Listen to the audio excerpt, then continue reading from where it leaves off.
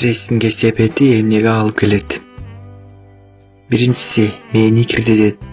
Адам 40 мүнөттөн ашык стресс болгондо бир нерсеге кунду коюусу, эс тутуму, чечим кабыл алуу жөндөмдүүлүгү кескин түрдө кыскарат.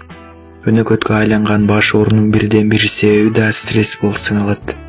Стресс учурунда адамдын мээси маалыматты кабыл алуу функциясы жайлайт. Бир эле сөздү бир нече жолу кайталаганы да мээнин жумушунун басаңдаганынан болот. Экинчи, жүрөктү кысат. Стресс учурунда жүрөктүн согуу ритми бузулат. 1 мүнөттө 60-90 жолу соккон жүрөк стресс учурунда 100-110 жолу согуп баштайт. Бул жүрөккө күч келип, тахикардияга, жүрөктүн согуу нормасынын тез өсүүнө алып келет. Кээде брадикардияга жеткирет. Брадикардия жүрөктүн согушунун жайлашы. Кээ бир жүрөгү начар адамдар стресс учурунда брадикардияга кабылып көз жумушат.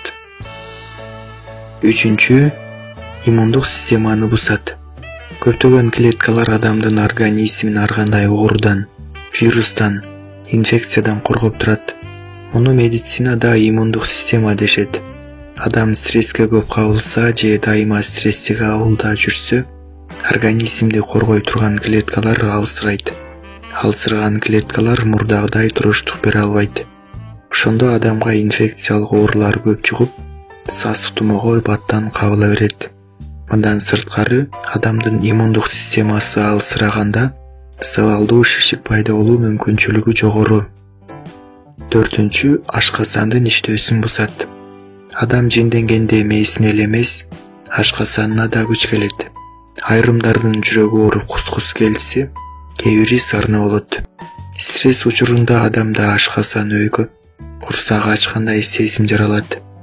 Тамактын өлчөмүн даамын деле сезбей жей бергени ушундан. Кайгырып капалангандан кээ бирөөлөр канча тамак ичип жегенин көзөмөлдөй албай калышат. Анын үстүнө жинденгенде тамакты чайнабай жутуп калуу күтүлөт. Жакшы чайналбаган же таптакыр чайналбаган тамактар толук сиңбейт да, калганы майга айланып кетет.